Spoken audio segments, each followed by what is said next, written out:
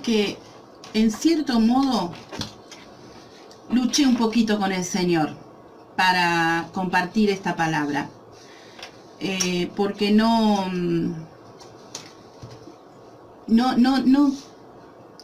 tenía seguridad de poder entregar esta palabra como el Señor quería. Así que un poquito lo hablé con el Señor, lo hablé también con el pastor, y el pastor por supuesto me aconsejó lo que corresponde. Si el Señor te dio esa palabra, es lo que tenés que dar, y me dijo, y hacelo como siempre, dala desde tu corazón. Así que bueno, con el aliento del pastor y con la evidente necesidad del Señor de que escuches esta palabra, yo quiero compartir esta palabra con todo respeto, con toda humildad, y como dijo el pastor, desde mi corazón. Y quiero invitarte a que abras tu Biblia o anotes ahí el texto, porque es bueno que vos veas en la palabra de Dios lo que leemos ahora o después. Una hermana me dijo, yo leo todo el pasaje. Cuando usted sube las meditaciones diarias en el Facebook, yo leo todo el pasaje. Es un consejo que siempre damos. Las personas y los hermanos de mi congregación también tienen esa costumbre.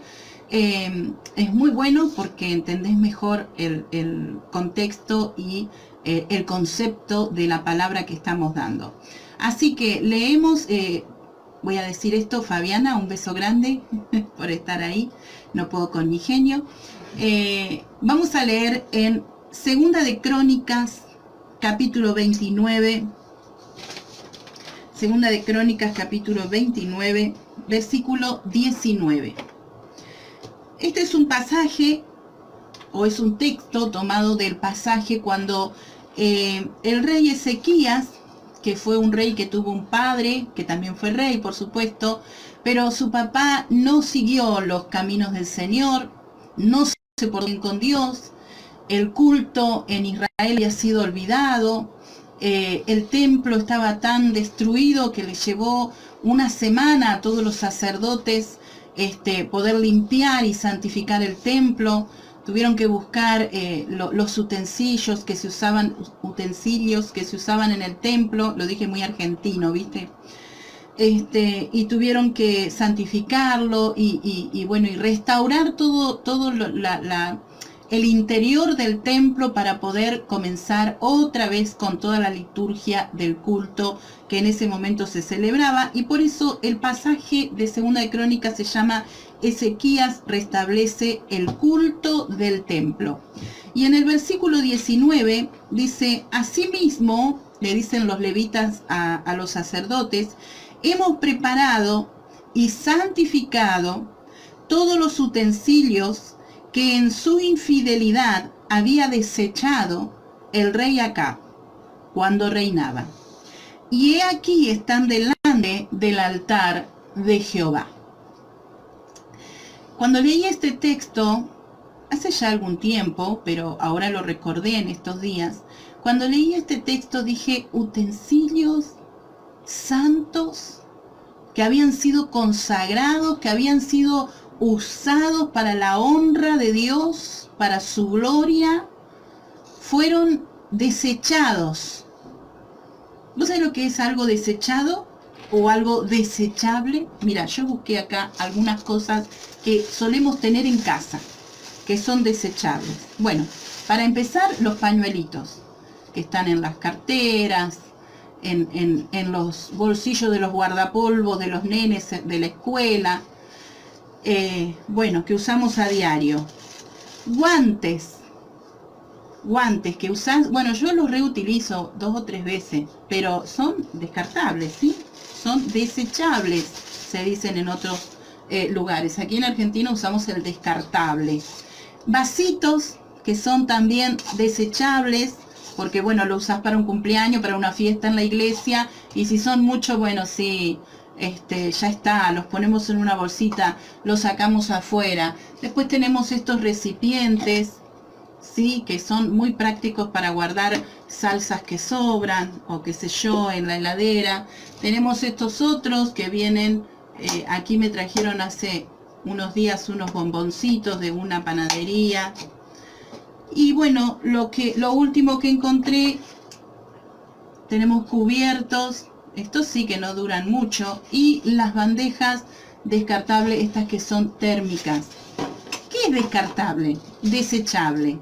Porque por ahí en otros países no se usa ese término, se usa otro, y para que me entendieras mejor te traje el material. Es algo que uno usa, lo utiliza y lo desecha.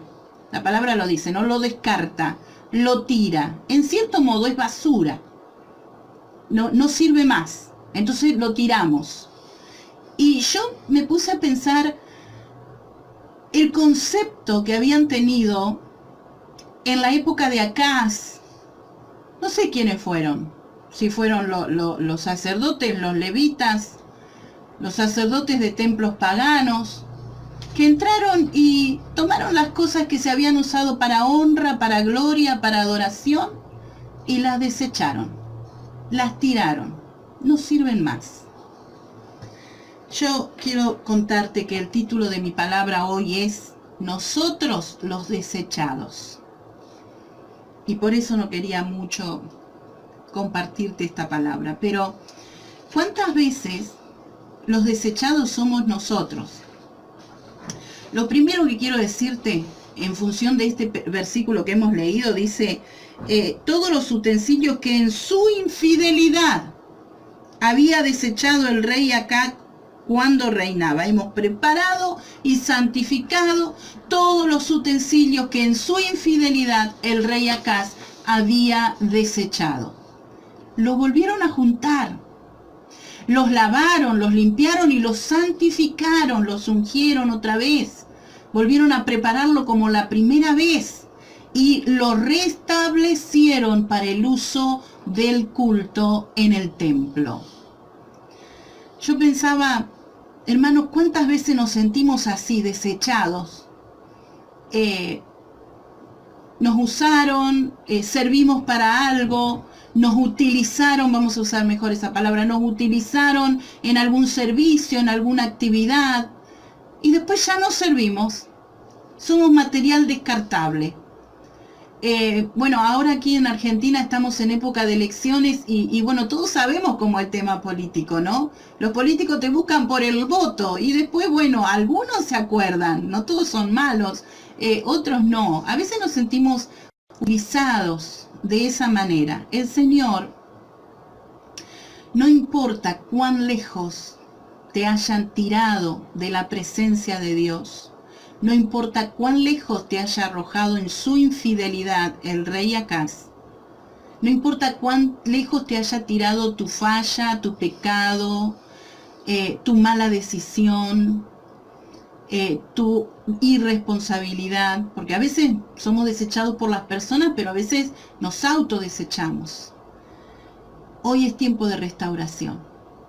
Hoy es tiempo de restauración. Dios está dispuesto a restaurar. Dios está dispuesto a volver a tomar el vaso, a volver a limpiarlo, a volver a santificarlo y a volver a usarlo. Dios te recoge otra vez, te limpia otra vez y te pone a su servicio. Eso es lo primero que quiero decirte. Pero quiero ir más allá, porque quiero ir a cuando nosotros nos sentimos desechados. Hay tantas personas que dicen, yo no voy más a la iglesia porque a mí me hirieron en la iglesia. Y generalmente el sentimiento, cuando uno habla con este tipo de personas, el sentimiento es ese, que hubo un rechazo, que fueron desechados por algo, porque, no sé, porque no servían para cierta situación. Y entonces se sienten en esta condición, desechados, ¿no? Y sentirse así es feo, porque yo miraba en el diccionario lo que significa desechable, por ejemplo, que está destinado a ser usado una sola vez, que puede ser desechado por resultar inútil, incómodo, molesto. Desechar es excluir, reprobar, menospreciar. Y bueno, como decíamos hoy, El desecho es un residuo, es una basura. Todo lo que se lanza lejos porque ya no sirve, porque es inútil. La cosa desechable es lo que no sirve, es la basura, es lo inútil. Entonces cuando uno se siente desechado, se siente así también. Se siente inservible, se siente basura, se siente inútil. Y Dios no quiere que sientas esto, porque para nada sos nada de esto. Pero yo quiero mostrarte qué es lo que hace Dios con estos desechos. Yo quiero mostrarte qué es lo que hace Dios con nosotros, los desechados. Quiero mostrarte qué es lo que hace Dios con nosotros, los inútiles. Quiero mostrarte qué es lo que hace Dios con nosotros, el material descartable. Porque a veces cuando nos sentimos así de esta manera, creemos que ya estamos, como decía el Señor, como decía el salmista, me arrojaste entre los tiestos de la tierra. Estamos en la basura, ya no servimos, así que tenemos que quedarnos ahí y ya no hay esperanza.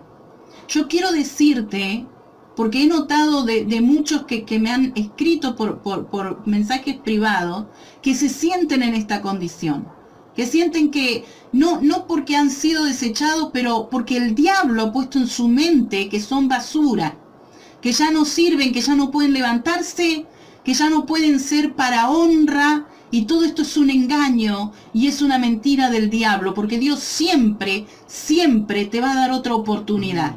Él siempre te va a recoger de donde te haya lanzado el diablo. Él siempre te va a recoger de donde te haya lanzado a lo mejor tu propia ineptitud. Él te va a recoger, te va a limpiar, te va a corregir, te va a formar de nuevo, te va a llevar a la casa del alfarero y va a hacer ese nuevo vaso otra vez, pero te va a usar otra vez como un vaso de honra. Ese es el propósito de Dios. Ese es el plan de Dios para todo el que se vuelve al Señor. Y yo quiero darte un ejemplo, y yo te aseguro que voy a intentar ser breve con esto, pero yo quiero que te quede claro. No quiero cortar la palabra por la mitad, quiero que te quede claro.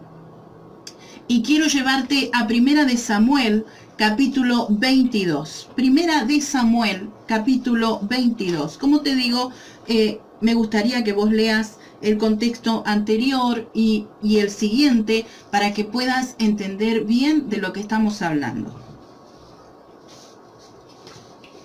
Primera de Samuel, capítulo 22, nos está contando la historia de David, cuando David huye de Saúl. Y en el capítulo 22 dice, yéndose luego David de allí, huyó a la cueva de Adulán.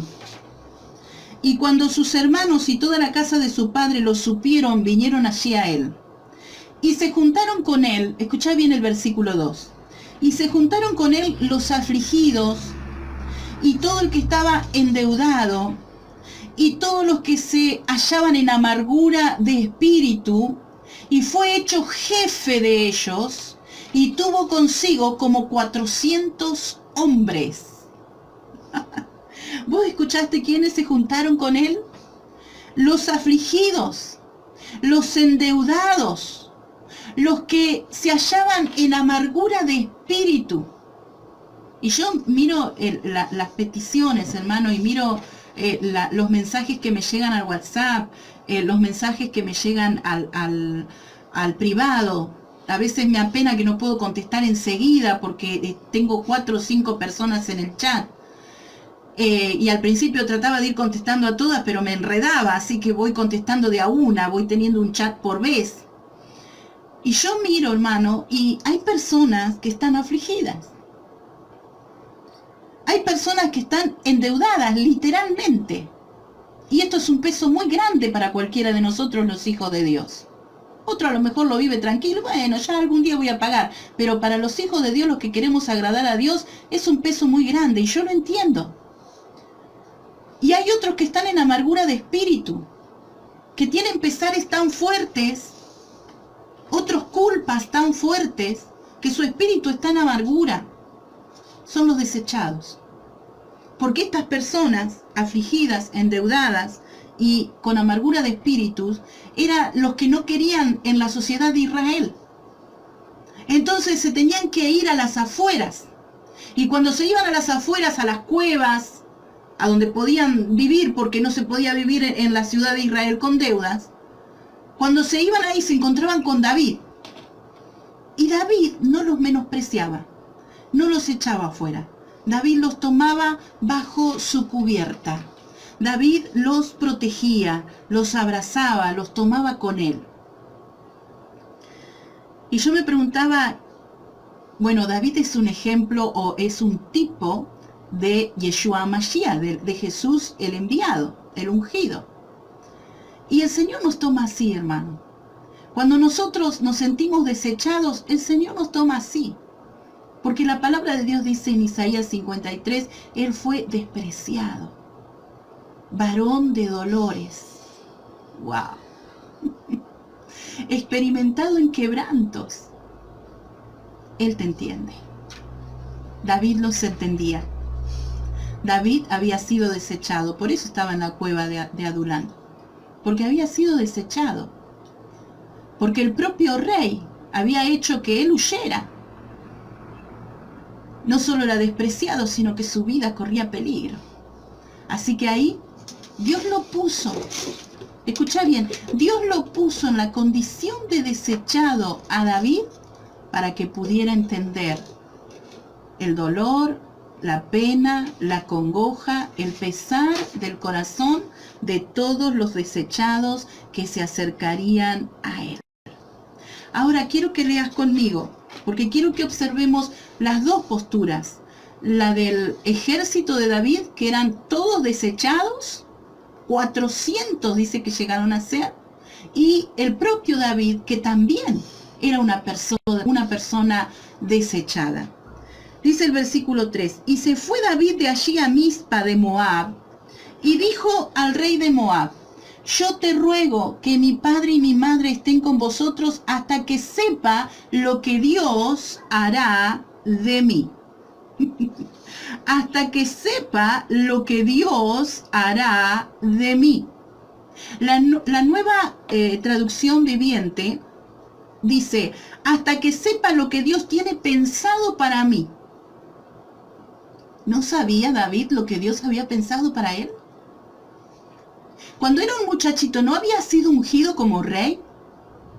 ¿No había venido Samuel y había derramado el cuerno del aceite sobre él? Y no fue casualidad, no fue justo se pasó este pequeño y yo lo voy a ungir. Él estaba entre las ovejas y le avisaron, vino Samuel. Pasamos los 11 hermanos delante de Samuel porque Dios lo mandó a ungir y Dios no quiso a ninguno de tus hermanos, te están esperando a vos. ¿Podría tener más seguridad que esta David de que había sido llamado, ungido?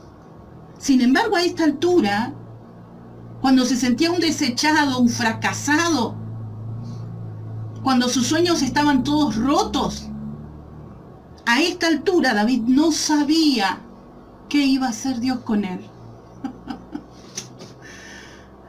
Y Dios seguía con su plan.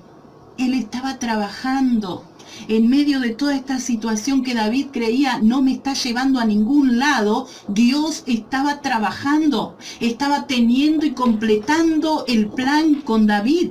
David decía, sí, bueno, qué casualidad, vino este desechado, lo voy a cubrir, y este otro también, y van a estar conmigo. Y él pensaba que simplemente era eso, casualidad, pero Dios estaba formando el ejército de David. No me voy a adelantar, vamos a ir paso por paso. Aunque David se sentía desechado, como decimos, Dios seguía preparando ese plan que tenía con David. Mirá, David había sido ungido rey, ¿no? Como dijimos. Pero el trono lo tenía Saúl, que encima era un rey que estaba endemoniado, porque tenía opresiones satánicas. Ahora, lo que no se daba cuenta David, es que David sin corona, sin trono y sin palacio, estaba reinando.